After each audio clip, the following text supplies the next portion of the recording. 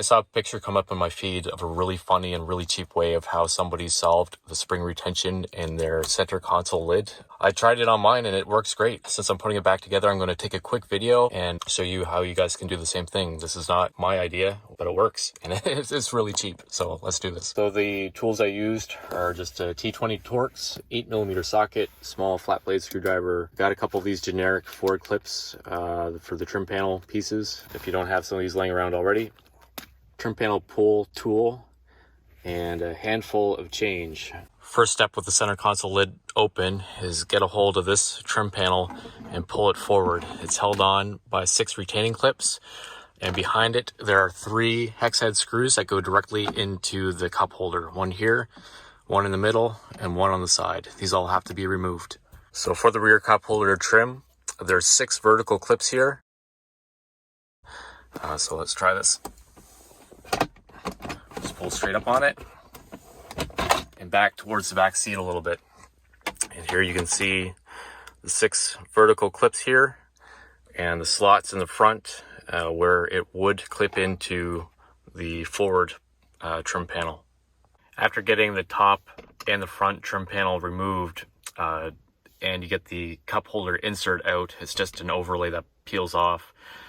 There are 1, 2, 3 long hex head screws, and there are 2 more shorter hex head screws on top. There's just 5 in total. Take them off, and this piece will come up and then back. And it has to come up and back because there's a little tiny lip here that will catch on that piece. Once those 2 modular components are off, there are 3 of those retainer clips on either side of this panel. It's one large assembly, and you can just pull back on it and it will all come apart. I can't do that while holding the phone and talking to you guys, but just put a hand on either side and gently pull back on it, and this whole back panel comes right off. Once the back panel is pulled off, there are 8 hex head screws to pull out. 1, 2, 3, 4, 5, 6, 7, 8. And there are 2 T20 Torx. In your truck, there might be 4. I think they made an assembly line mistake on mine because there's a threaded position for 4, but there's only 2. So this is where you might want to be a little bit cautious. There are 2 hex head screws on the top that I would take out first, and you get to them by closing this lid. After you get these 2 screws out, I would open the lid and take that tension off, and then work along the remaining screws along the back side. All right, once you get all the screws out, this whole piece just lifts up. Comes back as one giant assembly. So for anyone who wanted the full flat center storage as an option, now you know how to get it at a junkyard and swap it out, but that's not the mod we're doing here today.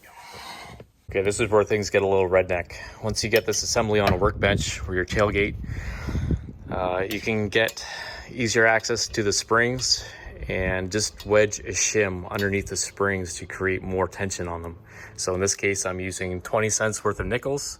And this is what the fix is and why I said it's pretty darn cheap and funny. Reassembly is fairly straightforward. I put in the bottom 2 screws first. I leave them just really loose, and then I'll close down the center console lid just to keep it aligned. And then while this is aligned, I'll focus on putting in the rest of the retainers and get everything back together.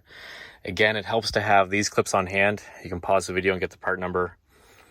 These are just a little tiny white plastic trim panel clips. You get 4 in a bag, and I think they're like $5 a bag from Ford, but you can actually get them for like half the price if you get them under Mopar instead of Motocraft. Now that everything is back together, let's test it out. Beautiful. It still sinks a little bit, but it's not on that 20-degree angle like it was before.